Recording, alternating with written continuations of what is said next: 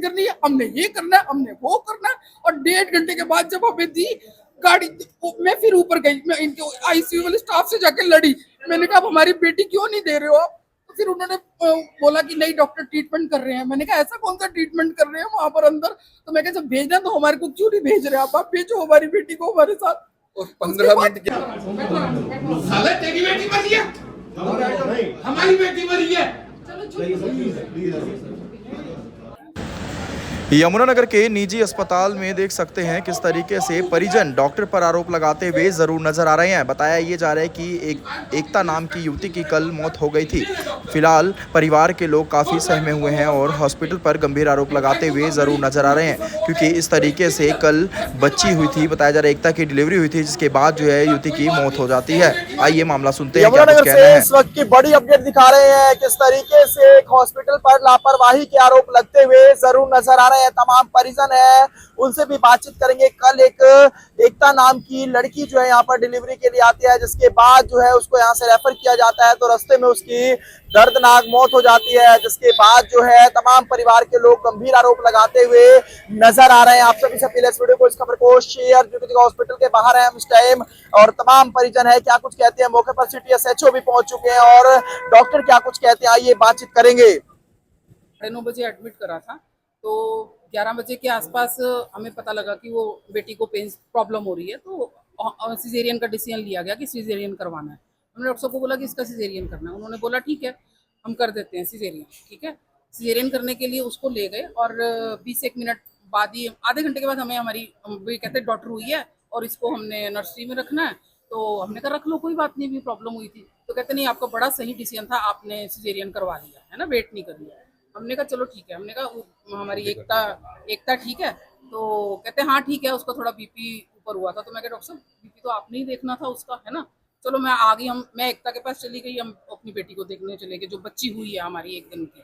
तो फिर उसके बाद क्या बोलते हैं, जब ये नीचे ओटी से नीचे लेके आ रहे थे, कहते हैं उसको 2 घंटे के लिए आईसीयू में रखना पड़ेगा। मैंने कहा कोई बात नहीं, वो तो आपका प्रोसेस है, आप रखो उसको आईसीयू में। आईसीयू में लेके आए, वो ओटी से निकलते ही उसने वॉमिटिंग कर दी। मैंने उनको बोला कि वॉमिटिंग साफ कर दो इसकी। तो इनका स्टाफ बड़े रूड तरीके से बात करता है कि आपको वॉमिटिंग ही पड़ी, हम उसको स्टेबल कर लें। मैं एकदम चुप कर गई। मैंने बोला कि भाई हाँ स्टेबल करना जरूरी है पहले पेशेंट्स को, है ना। तो वहां पर खड़े हुए उसका बीपी ऊपर नीचे हो रहा था। तो मैं इनको बोला कि भाई उसका बीपी ऊपर नीचे हो रहा है। कह रहे मैडम लगता है आधा घंटा स्टेबल होने में उसको। मैं फिर चुप करके मैं स्टूल लेके ना बैठ गई वहां पर। मेरे को कहते हैं आप जाओ बाहर। मैं बाहर नहीं जाऊंगी, मैं यहीं बैठी हूँ, आप करो ट्रीटमेंट, कोई बात नहीं है, जो आप ट्रीटमेंट कर रहे हो आप करो ट्रीटमेंट। मैं आधा घंटा वहां बैठी।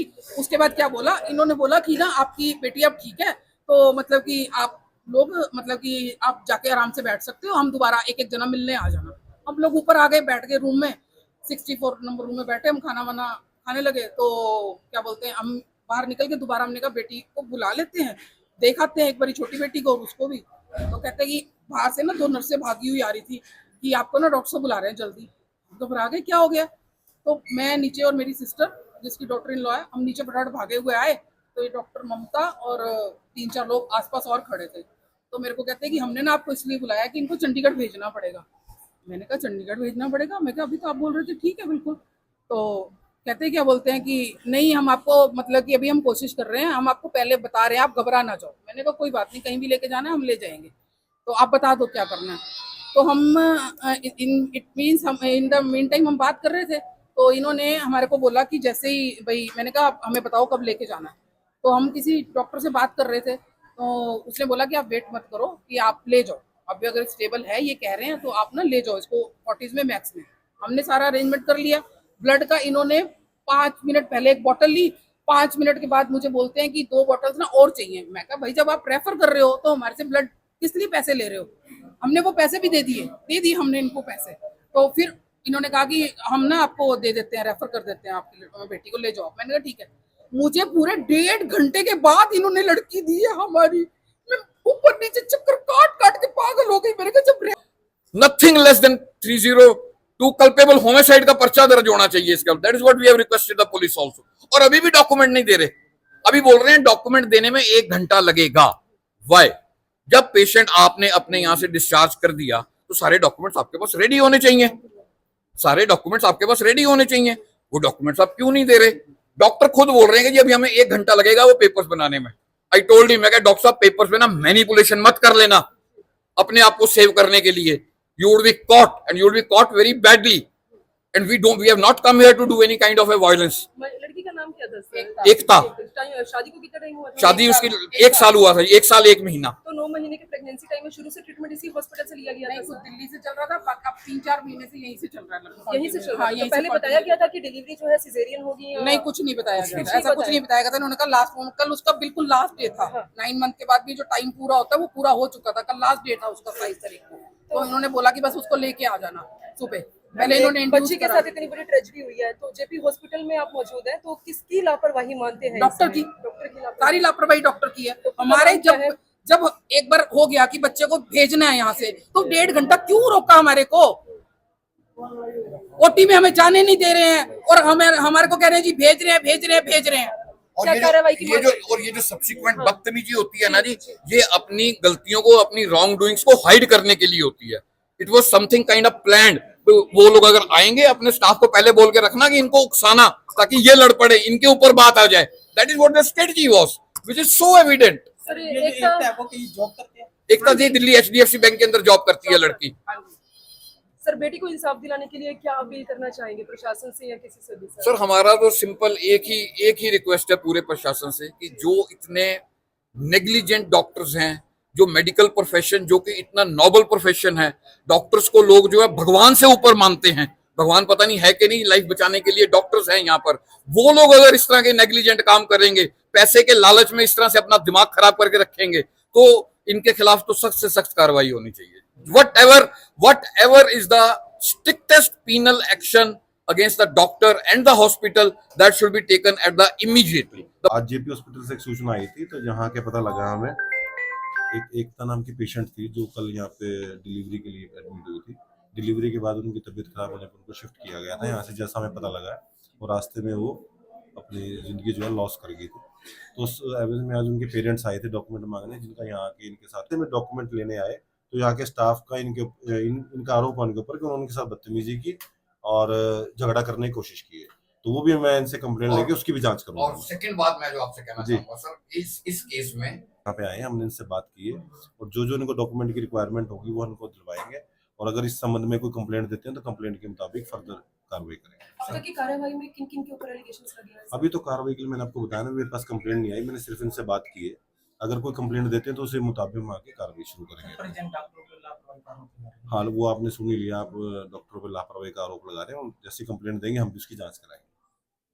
सारा इंसिडेंट आपकी नॉलेज में है, तो आपको विक्टिम के कंप्लेंट की जरूरत ही नहीं है। आप इंडिपेंडेंट अपनी 107 की पुरानी के अंदर इंक्वेस्ट प्रोसीडिंग आप स्टार्ट कर सकते हैं। बिल्कुल, आपको जरूरत नहीं है, इसलिए आप उनको काइंडली स्टार्ट कीजिए। ठीक है, हमारी कंप्लेंट तो जो आएगी वो डॉक्यूमेंट्स के साथ आएगी। ठीक है। मैं डॉक्टर ममता गोयल हूँ जी, मैं गायनेकोलॉजिस्ट हूँ एट प्रेजेंट जेपी हॉस्पिटल के अंदर। और ये पेशेंट हमारे रेगुलर एंटीनेटल में थे, लेकिन ये हमारे पास डिलीवरी के लिए जैसे आते हैं वैसे नॉर्मली आए थे। इनके साथ बस एक ही प्रॉब्लम थी कि बहुत ज़्यादा इनफ्रीक्वेंट और इरेगुलर मेडिकेशन लेते थे अपनी बीपी की, वो एक चीज़ थी। बट व्हेन जब ये आए तो इनके साथ जो जैसे नॉर्मल हमारा जो स्टैंडर्ड प्रोटोकॉल होता है, पहले हमने पेन्स देने की कोशिश करी, उनसे पेन्स बर्दाश्त नहीं हुई, थोड़ा बीपी भी बढ़ रहा था उनका ज़्यादा, क्योंकि वो ऑलरेडी इरेगुलर मेडिकेशन पे थे। तो उनको फिर डिसीजन लिया गया कि सिजेरियन करना है।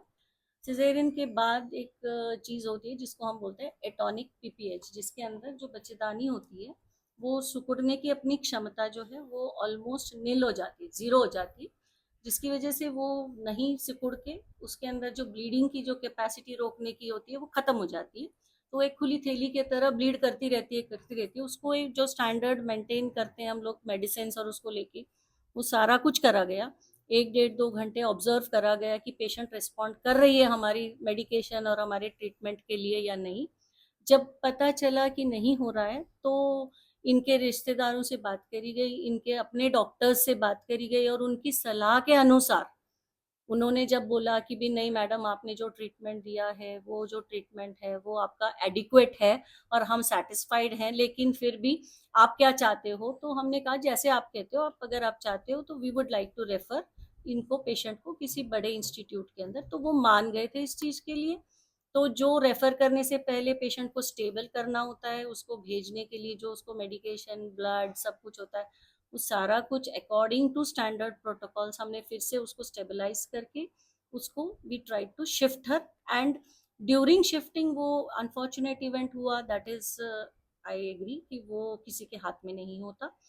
हम लोगों को ये लास्ट में जैसे जैसे 1-1.5 घंटा पास हुआ और कुछ और टेस्ट रन थ्रू करे हमने, तब हमें ये पता चला कि वो DIC के अंदर जा रही थी, जो कि एक कंडीशन है जिसमें बच्चेदानी तो बच्चेदानी, इवन आपकी जो ब्लड क्लॉटिंग की जो कैपेसिटी होती है, जब भी आपको कहीं पे जख्म लगता है, ब्लड आपका क्लॉट होता है, उससे ब्लीडिंग रुकती है, वो जो कैपेसिटी आपकी है वो आपकी खत्म हो जाती है बॉडी के अंदर।